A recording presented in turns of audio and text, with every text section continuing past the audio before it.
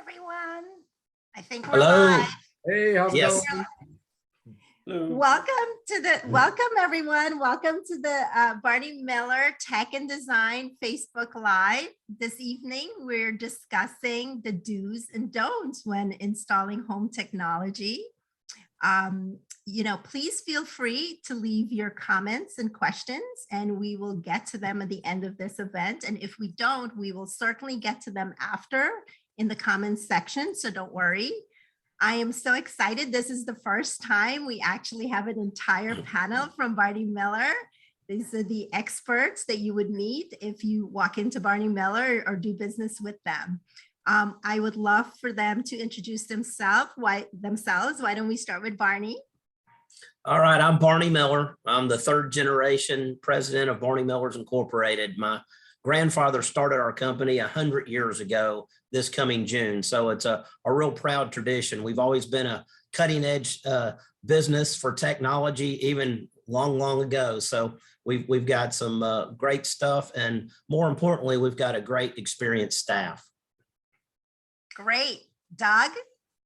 Hi, I'm Douglas Hawker, and I've worked at Barney Miller since 1985. So I've had a chance to see so many different things. When I started there were console TVs. So it was just incredible. Barney and I went up to the Chicago Electronics Show and got a chance to see some of the first flat panel TVs. So it was just a shock to see that. But that's what we're dealing with right now. That's the TVs that we're watching. So been there for a long time, learned a lot.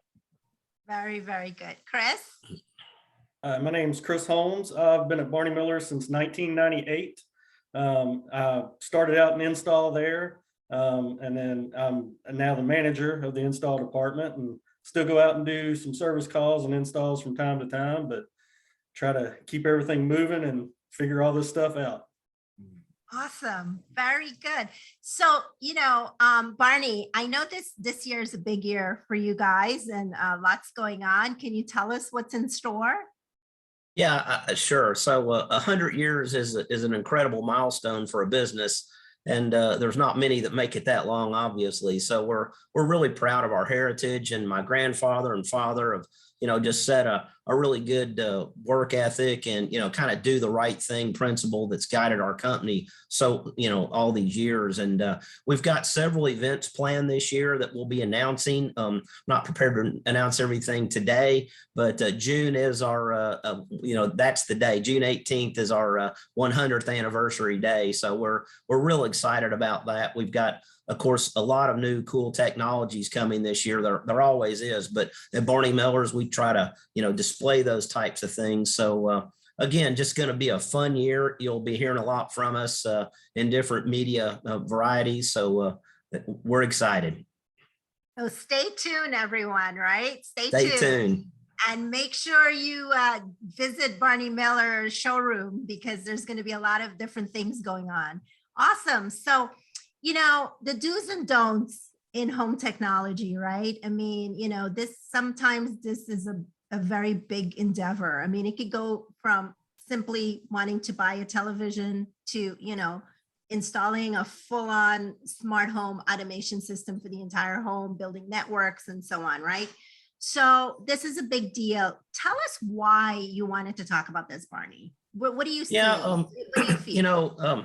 Doug and Chris and I, we've seen it, so many times I can't count, that people have come to us and they've approached, electronics, whether a simple purchase or a, elaborate installation, and they've just gone about it the wrong way. They might have gotten bad information. They might have tried to do it themselves. Just there's many different things. They didn't plan ahead. That's a big one, so those types of things, it just kind of pains you to hear. And it's just not good for, the electronics industry and, our class of trade, like integration trade for a system electronics. It's just not good when people aren't happy. So our goal is to offer some tidbits of information tonight that might help people, guide them in the right direction, whether they're dealing with Barney Millers or not. We want them to be happy and, have a successful electronics experience. Great. I mean, one of the things that come to mind when I think of challenges with home technology is, I mean, at least for me, and I know a lot of other women out there, well, just people in general, probably, not just women, but I know my girlfriends and I talk about this a lot. You know, I have, all these remotes sitting in front of my TV. And, sometimes I have to call my husband and my son to come and explain to me. And then we're like trying to press buttons. Talk to us about remotes. Is there a way to consolidate those, Barney? Yeah, we've been Or doing Chris? that for at least 25 to 30 years. Our industry has had solutions. They've gotten better and better and better. But we want to make sure that people have only one remote control in a TV viewing area. Now, how you control your complete house may not be on that handheld remote control. That might be on your phone, a tablet, or a touch panel, or a keypad. But we want to make it as simple as possible.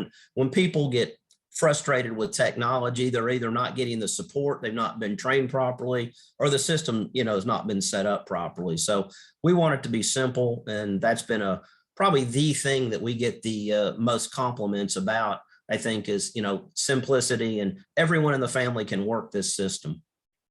Great, great. So Chris, tell me a little bit, when do you think is the best time? When do you all think is the best time for someone to install technology, especially if they're in a situation where they're remodeling or they're going into new construction? Talk to us a little bit about that. So when you start planning, that's when you need to start reaching out. You should think of your electronics integrator just like any other trade, electrician, plumber, any of that. Because all of our systems, there's a lot of planning that goes into them. All these electronics need outlets.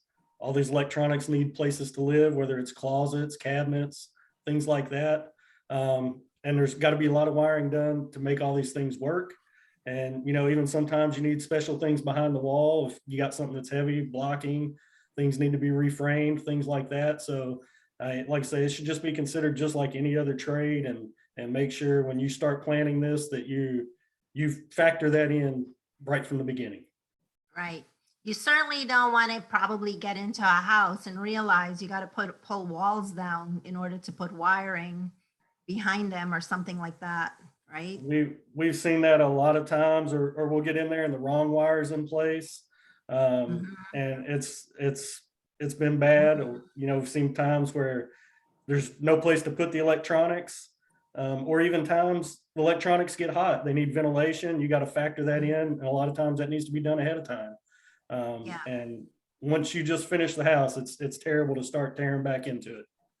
Right. And I think another area I think people struggle with now is the types of technologies, right? We have so many different types. We have screens, we have audio, we have lighting, we have control systems. And, if, for example, if someone's trying to redo their basement or something, they renovating it, there's so much that can go in, especially when you start to think of audio, video, right?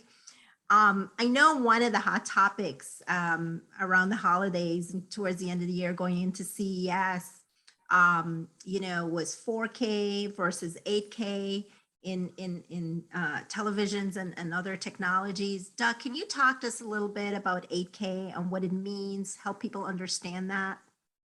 So 8K TVs, the quality of the picture is going to be the most important part of it. 8K TVs, they were first introduced at the 2012 CES show. So they've actually been around for a little while. There just really hasn't been a lot to look at in 8K. So picture quality is going to be the most important part of it. 8K TVs, they've got the ability to deliver a higher contrast and larger color. So the quality of that picture is going to really make a big difference on the source that you're actually wanting to watch on that TV. Right now, gaming is going to be probably the most popular area right now with 8K. Being able to play games in picture quality where you're actually there practically in the game. It's very, there's a lot of depth in the picture. Like when 3D was out, you had to put on glasses. Well, with 8K, the quality is so good. It's just like being right there, and it's almost like looking out a window.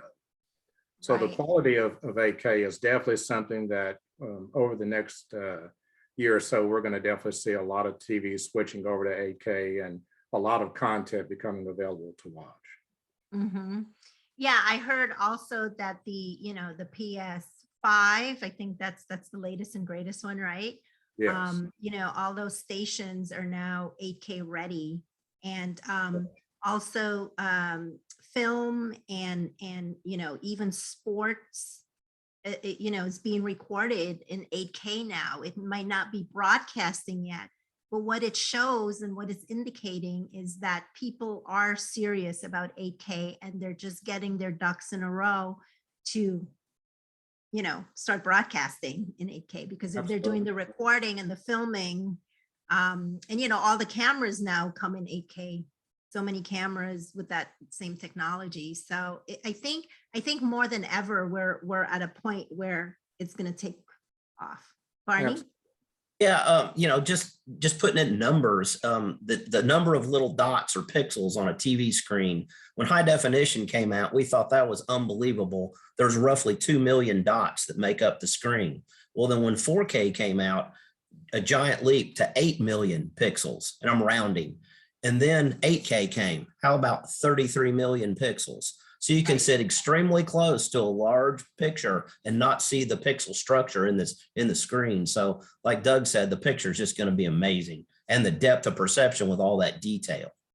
Yeah, and 4K has been the big thing currently.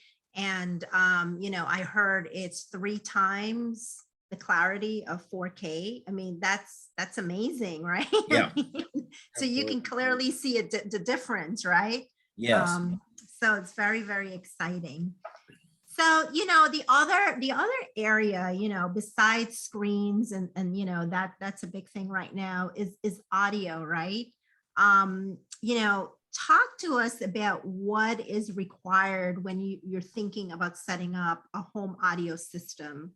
What are some of the options? Doug, you want to touch on that? Absolutely. So one of the most important areas, are speakers. You want to have really, really good speakers. A lot of times we'll have clients that want to ask for really small speakers, and there's only so much sound that you can get out of a small speaker. So one thing that we look at is the room size and kind of get an idea on a type of speaker that's going to have great output, something that's going to really give you kind of the realism of being at the commercial theater. And in most rooms, residential especially, you can really create better sound by having really good speakers. The amplification is going to be very important to be able to drive those speakers. So you want to be able to have almost the ability to play a sudden blast of music or a scene from a movie with power and ease without distortion. So little speakers are going to distort. They're just not going to sound that good. So we recommend a good sound system that's going to work really well. There are different types of sound bars that are available, if you didn't want to really go for a larger system, but in medium-sized rooms, there are different types of sound bars, passive sound bars that can reproduce really, really good sound. The source is going to be really important. Today, everyone is streaming video and audio. So we carry a line of electronics, and one of them is a Kaleidoscape movie system. So you get a chance to see picture quality very much like you would see at the commercial theater. You're not going to really be able to see that type of quality with most streaming devices with different applications. And then you're going to hear really good sound. The cool thing about home theater especially is being able to get wild. You really want to hear and almost like the dinosaurs roaming around in your room. You want to be right there in the movie. And then concerts, being able to play concert videos. During this whole COVID craziness that's going on, we haven't really been able to get out to go to a lot of concerts, but concert videos are so awesome to listen to in a great sounding system. And again, speakers, good amplification, and the source is so important. Right. Yeah, and when you talked about the speaker in a room and the distance and all of that, it sort of reminds me of when you're trying to build a home theater, right? There's so many elements that go into building a home theater. If someone was wanting to build a standalone home theater or something in the middle of their family room, what are like maybe 5 elements that they should consider, right? Because, when I think of theater, it's like all these different technologies merging together to create an experience, to create that immersion. You mentioned audio, obviously we just talked about audio, but there's so many other things, right? There's quite a bit. The location is so important. A lot of times that I get out to do a walkthrough, I'll have clients that'll say, well, what do you think about, the TV on this wall or a screen on this wall? And so we'll look at that room, and our goal is to lay it out in a way where your seating is going to be so important. That's one of the major parts, to be able to view really well. And then the layout of the room itself, as far as where the speakers are going to be placed to be able to hear the best sound. The wiring, of course, as Chris will even tell you, we got to make sure that we pre-wire the room ahead of time. So it's best that we can really get in there during the new construction stage, or if you're wanting to design a room like that, and you're doing a remodel, don't get in touch with us after the paint's already on. You want to holler at us ahead of time. So we want to come out there when the room is, it's in a state where we can run wire. I have a lot of clients that sometimes will tell me, well, we went on and finished the room and we're wanting to set this up for a home theater. Well, the worst thing is to go ahead and drywall and put paint on the walls. We want to, get out there and pre-wire so you don't see any wires. You don't really want to see any of that. So there's a lot that really goes into the designing of one of those rooms, but the lighting is so important. We want to look at, if there's windows, or if we need to treat those windows, we want to make sure that the lighting is perfect. But there's those 5 different types of elements: location, layout, the wiring, light, and seating. And seating is just incredible today. We've got seating now where the riser is actually built into the seating itself. So the days of building those platforms, you can still do that, but there's seating available now that will allow you to be able to walk around and not have to step up on a platform to view your movies or listen to music. Awesome. A couple other things to consider too. Ceiling height is a big deal in these rooms, and the type of flooring as well. If you have a hardwood floor or something like that, you don't have rugs, that sound will echo and bounce off of those floors and stuff like that. So you got to think of the acoustics and ceiling height and things like that as well. So we carry a line of panels as well that you can place on the walls that will kind of, it'll help to stop a lot of the ringing and pinging effects that go on. When we come out and we're looking at a room, we can hear that with our own ears. I mean, you can clap your hands, and if you hear, a lot of that reflection, then it's a really good idea to look at things that can go in the room that can help, dampen those types of effects that you can get. Yeah. So, I mean, look, anybody looking to build a home theater or anything like this, I mean, you should probably be one of the first phone calls they make, because I've heard situations where, someone wanted a bigger screen, but they didn't have the distance for it. And if they had called you early in the planning stage of the room or the size of the room, they could have moved the wall back just, a few inches or whatever, and it would have helped them get that screen they wanted, right? So, everyone has to call before, in the planning. When you start thinking about it, you're probably, I would say, one of the first phone calls for anything, especially audio, Absolutely. video, anything audio, video. Doug, you talked about, the decor, hiding the wires. Barney, tell us a little bit about what goes into your considerations around decor. How important is that for you guys? Yeah, aesthetics is very important for us, and function, of course, they have to go hand in hand. So we've really been evolving that within our company over the years.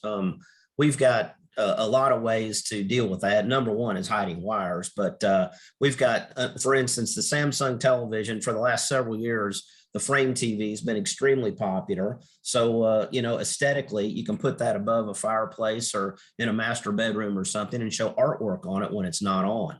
If architectural speakers in the ceiling, you don't like that look, maybe in a nice dining room or a kitchen or something, we've got invisible speakers. So you can actually drywall mud over them and paint them, and they're totally invisible. And this is about the fourth generation of them. So they sound actually very, very good now.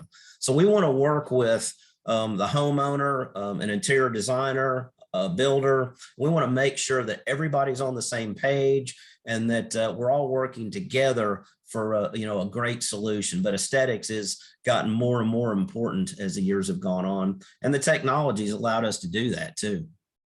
Yeah, I mean, I've seen furniture where, all the speakers or the receivers, and so it could be hidden, right? In it and then placed on top, or if you have a short throw projector, it could come out of that piece of furniture, and it just looks all beautiful. Yeah, that is one thing. And then also audio and video distribution. So we're able to put equipment, for the whole house in one area, say in a utility room in the basement, that type of thing, in a rack. And then you can control that remotely from any place in the house. So Right. that's really a key thing too. Audio and video distribution costs a little bit more, but if you have to put different furniture and different components in each room, quite often it costs less and looks a lot better too. Right.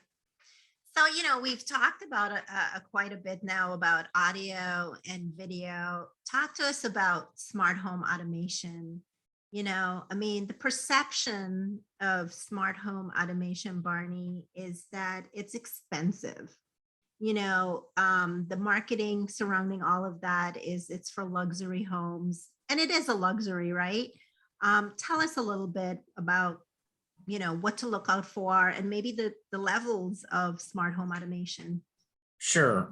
So, we try to tell people, smart home automation can make your life easier, better, and more fun, and there's a lot of different levels of it. There's a lot of do-it-yourself things. We've seen, hundreds and hundreds of cases of that where people try to do it yourself. And quite often they're really not satisfied with the result that they're getting. They don't really have somebody to call if they've got a technical issue. So that's the least expensive way of going about it. All right. Then, with us, you can start small, or with our type of company, you can start small and work your way up. There's different levels of processors and these brains that operate these systems. So you can start, for instance, one of our brands, Control4, they've got a processor, a handheld remote control. I think it's $5.99 plus a little programming. So it can start out very, very inexpensive. That would be enough to control a little home theater system, some lights, that type of thing. So, it doesn't have to be overly expensive, but it can get on up in the money, and we sell some pretty, expensive, elaborate, incredible systems. Wow. I mean, we're really talking under $1,000 to even get started, right? I mean, way under. Absolutely. I would say that definitely a starting point for home automation in my mind. It's going to control your audio, video. It can control some other, home elements in that room too. Typically, that's kind of a one room solution, not a whole house solution. Cool. Chris? So kind of on that same note, like Barney said, most of our systems are easily scalable. You can start out small and grow with them.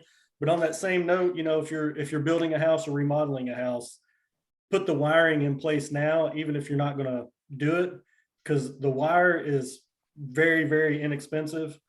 And if you do it at that time, even if you don't ever use it, it still hasn't cost you a lot of money. But if you decide later to do it, you've already got the backbone there for it, and it's so much easier and cheaper on you at that point to grow and expand with it. Doug? One thing that really helps with home automation is we'll give you a lot of ideas, a lot of the things that you do every single day that will kind of tend to frustrate you a little bit. We're all very busy. When you leave your home, just think about how many rooms you've got to go in and how many switches you've got to flip just to turn the lights off. And now you can leave your home and you can turn the lights off, just by selecting a particular scene to cut off all the lights. Or if you're heading into your home, the same key fob that you would use to open up your garage door, we can turn on lights inside the house at the same time. So it's an added part of security. Mhm. I like the idea of, hitting one button, when you're leaving your house, as you said, and not having to worry because, sometimes, you're in the car and you're like, did I pull the garage door down? Did I, lock this door? What did I do? You forget, right? And it's Mhm. the same thing with going to sleep at night. That's right. It's nice to just hit one button or something and the whole house shuts down, the garage door comes down, the alarm arms, it shuts all the TVs down. I mean, kids might not like that, but I know you can program around the kids. Oh, absolutely. Um, but yeah, I mean, the convenience of it. And then when you're traveling, right? What's going on, what's being delivered at my door. I know you can also open your doors when you're not even at home and let whoever in. I mean, it's amazing what you can do. And even if you don't want to go with a whole system, like, as Barney said, like a control for a whole home system, it's nice to know, I think, that, there's individual systems too, right? Places to start. For example, maybe shades, motorized shading, right? Um, it's a pain to walk around your house Yeah. at night trying to follow shades. For instance, we've got shades in our family room, dining room, and kitchen. And I used to drive down the street and I'd see the side of our house and the shades were always in different angles. And then, you were always messing with them. Well, now Mhm. when it's daylight, they all go up to a certain exact level, and at dusk, they all go down, and then, again, lights, we've got a good night scene as you were talking about. So, Mhm. my wife or I push that and the garage and make sure the garage door's down, the security's armed, the lights are out, and then it leaves our TV on, but it does shut down most of the house. So that's a pretty cool feature to have. But it really it is a convenience, especially the bigger the house that gets, the more important it is to have, what we call environmental. So, sometimes spring or fall here in Kentucky, it might get hot or cold. You never know, maybe in the same day, so, to be able to adjust your thermostats from the, bedside or turn on a ceiling fan or any of that type of thing. It's just really a convenience to be able to do. So there's a lot that goes into smart homes, and, doing it right and making it easy to work is very key. Yeah. I think what's awesome is that you guys know the ins and outs, and someone can just walk in and say, here, this is what my budget is, this is where I want to start, what can I get, and they don't have to try to figure it all out. I mean, thinking about that, Barney, how do people come up with budgets? Like, I mean, is there like a little Yeah. formula or something like that? There is, we can, there's a few ways to do it, but we can take them through our showroom and what we call a technology tour and just kind of mention some price ranges as we go. But actually on our website, we've got a budget tool, and it's very simple to use. You can get through it in probably 10 or 15 minutes max. And that actually allows you to emphasize the areas that you might want to have in a smart home. And you can see it total up, and it includes installation, sales tax, accessories, everything. So that's really a handy thing. There's another website outside of ours called Home Technology Association, and they've also got a budget tool. So both these budget tools are meant nationwide. They're not just Barney Miller's budget tools. They're not just a Best Buy or something. They're nationwide, done by integration companies like ours, and it's really an accurate way of figuring out what's going on. Right, right. That's a great thing. I know not a lot of people have that, so that's definitely a plus with working with Barney Miller. And even before they walk into the showroom, they can kind of get an idea on the estimator, right, on the website. That's amazing. It is important because we want everybody to be on the same page. And then that way you can emphasize the things that are most important to you. Right, right. So,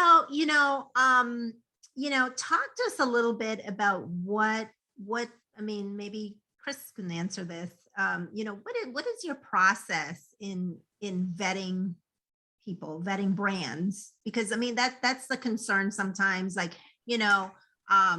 people can't decide between a Sony, a Samsung, or some other brand. There's confusion. Some people think, oh, all electronics is the same, but we all know that's not true. And then when you start looking at pricing, the pricing is sometimes a little all over the place. What do you guys do to vet the brands so that people have confidence in what you're offering? Well, we go with brands that obviously are what we feel reliable. All electronics are going to break at some point. And we go with brands that offer good support, have a number where we can call if we've got a problem, and companies that will stand behind their product.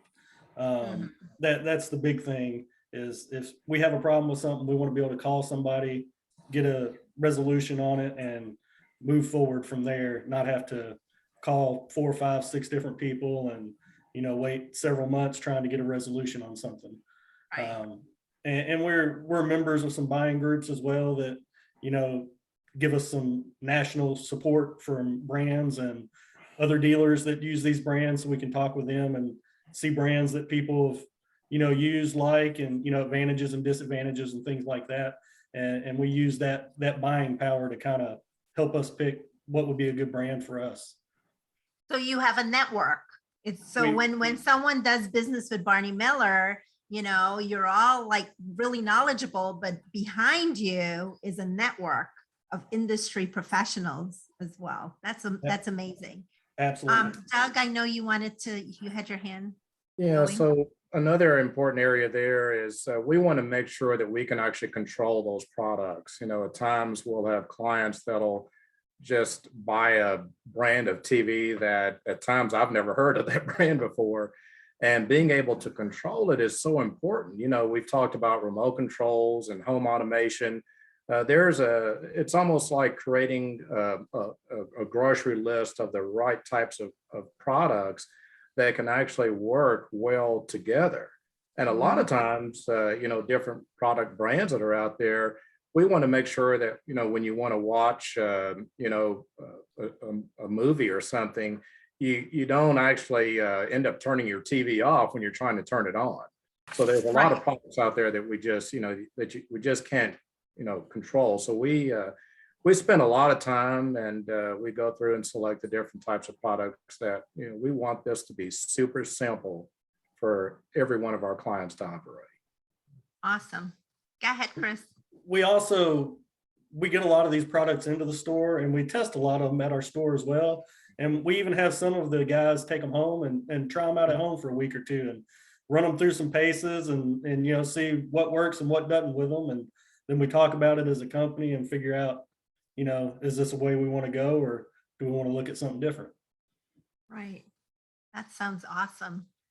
So, there's stories you hear out there about, people having issues with, people said they're going to show up, come for an appointment, maybe they take the job on, and then, they did part of it and then you don't hear from them. I mean, tell me what the Barney Miller process is. How do you solve that? Yeah, we've really spent a lot of time, effort, and money on service, and we've got actually 24/7 tech support available for our clients that want it, and it's been really important nowadays. I mean, in the old days, 30 years ago, if you had your VHS tape stuck in your VCR, it wasn't that big a deal. But nowadays, if your Wi-Fi goes down, if your security system's beeping, if you've got a party going on before the, upcoming Super Bowl and you've got an issue. So we can do a lot to help people because we can reboot things remotely. We can instruct people over the phone. There's a lot that we can do, but being able to be there and talk to a technician, not somebody on the other side of the world, but a technician that has experience with this at any given moment is a big benefit to our customers. Mhm.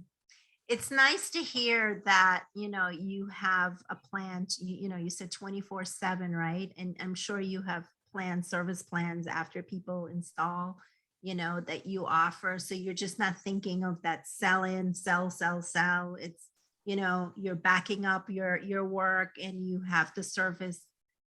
Because, we all know technology is going to break, right? I mean, Yeah, I mean, we all have our computers and our cell phones, and we know how many updates we get on them. We know what we have to do at this point in life. How do you guys handle that? Is that part of your service plans?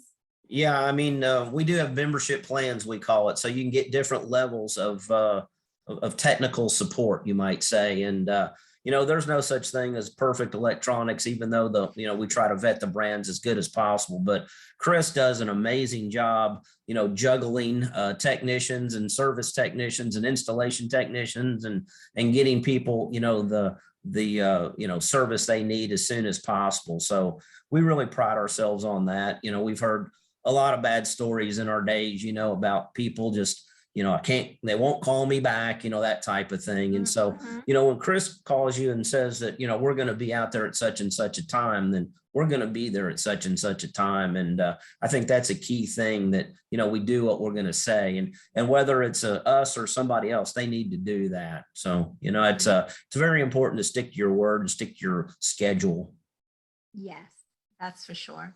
Yeah, I mean, scheduling the daily, right? Scheduling a project. A lot of I know people, integrators out there, don't do such a good job of that.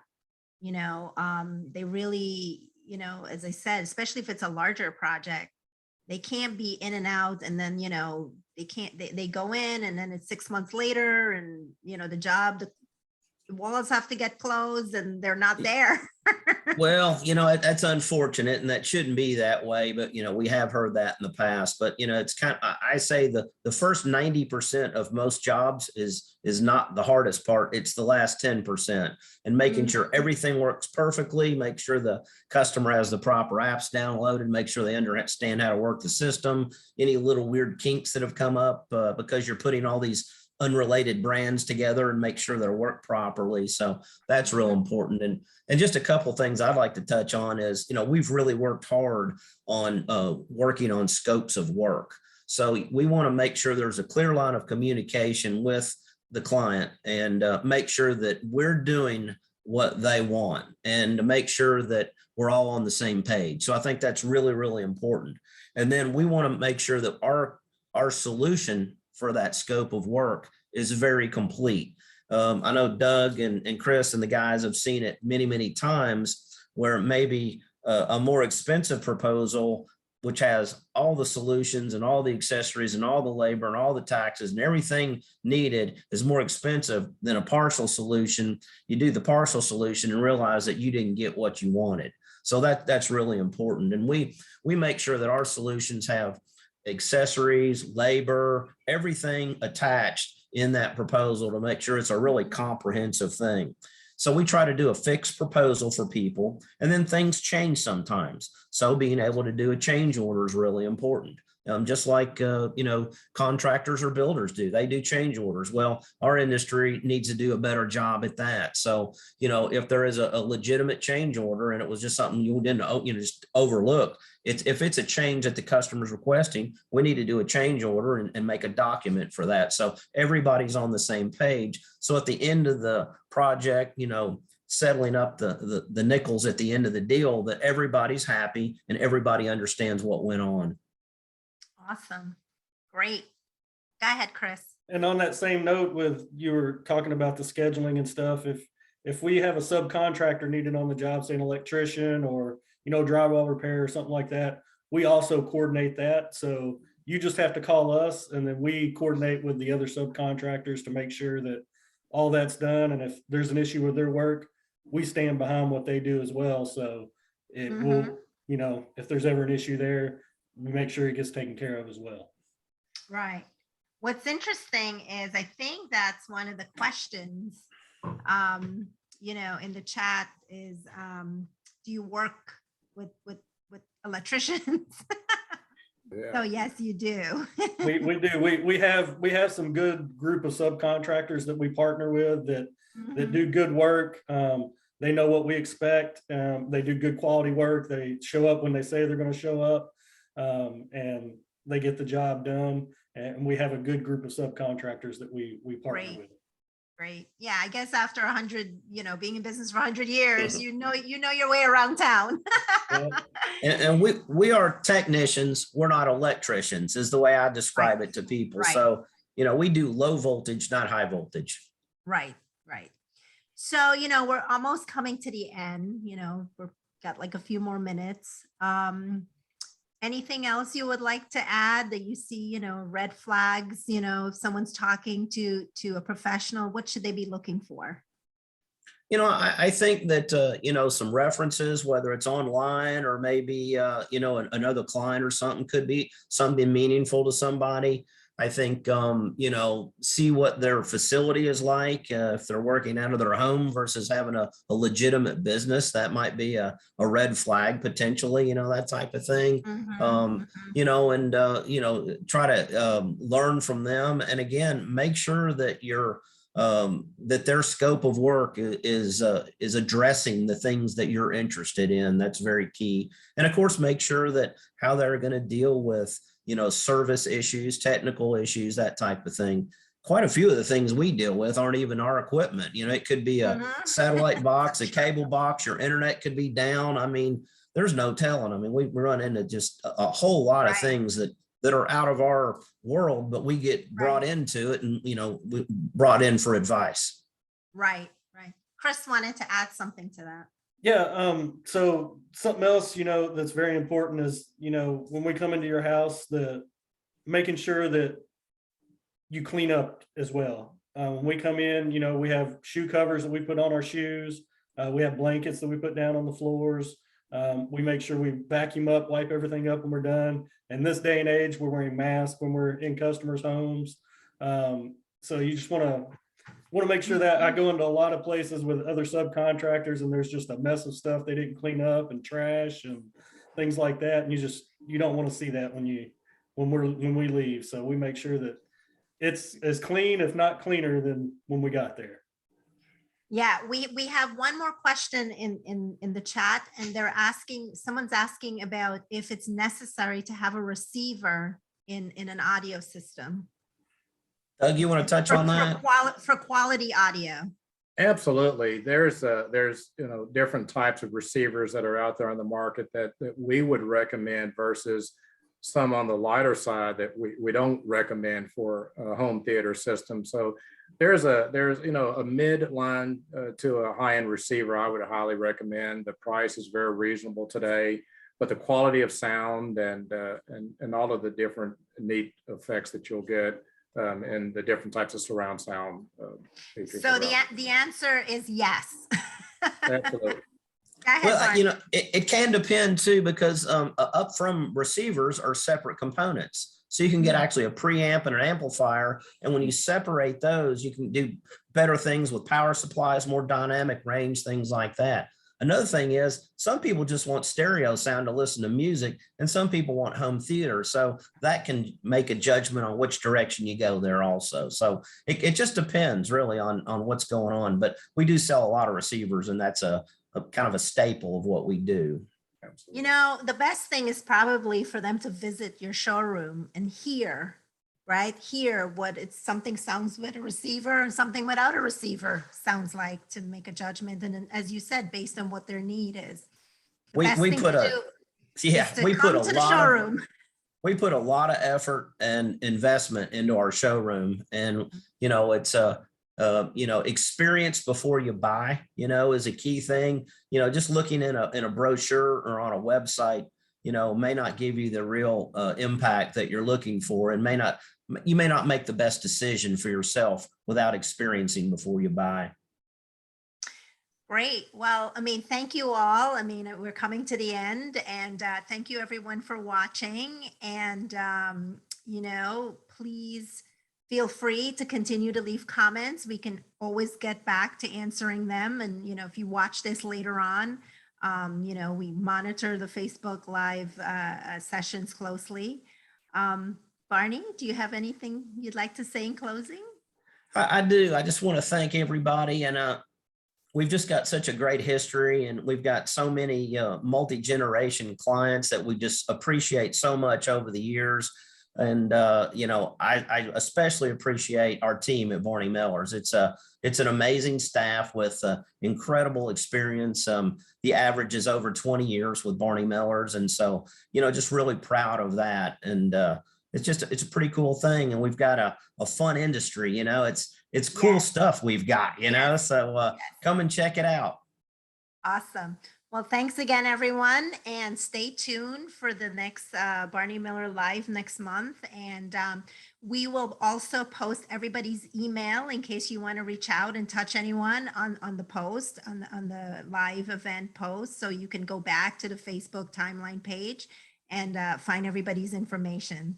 And you can always message Barney Miller too, because I know they monitor the message on Facebook. Thank you so much, and have a good night, everyone. Thank you, everybody. Thank you. Bye.